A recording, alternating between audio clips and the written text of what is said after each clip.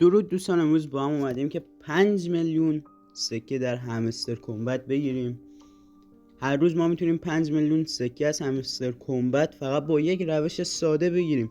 حالا اومدیم آموزش شما بذاریم. اول وارد این بخش میشیم. خب دوستان، ما اینجا 3 تا کارت رو میبینیم که روش علامت سوال زده و اینجا هم یک 5 میلیون سکه میبینیم. خب ما فقط کافیه این راز رو حل کنیم. ما با هر روز با ارتقای کارت‌های مختلف که 3 تاش از قبل تعیین شده است میتونیم این کارت‌ها رو باز کنیم. دوستان، کارت اولی که ما امروز ببریم بالا ژاپن هستش. ما فقط با یک بار بردن بالا این کارت یکی از اون رازها رو حل میکنیم.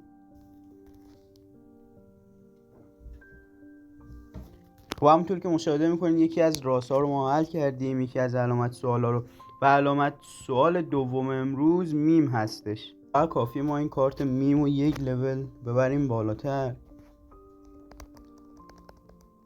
و همونطور که مشاهده میکنید علامت سوال دومی هم واسه ما باز شد.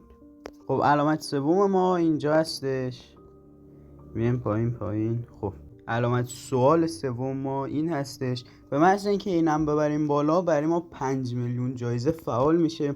ما هر روز میتونیم با بالا بردن برخی از کارت ها 5 میلیون جایزمون رو بگیریم. و همطور که مشاهده میکنید واسه من 5 میلیون فعال شد و من داریم 1 میلیون بود و الان 6 میلیون هولاش ندیه 5 میلیون و 800 سکه دارم. همونطور که دیدیم با حل کردن برخی از کارت ها ما تونستیم 5 میلیون سکه دریافت کنیم. اگر شما هم میخواین هر روز 5 میلیون سکه دریافت کنید، کانال یوتیوب ما رو ساب کنید. من هر روز ویدیوشو میذارم که چه کارتایی رو ببریم بالا تا این 5 میلیون کارت رو دریافت کنیم. خدا نگهدار.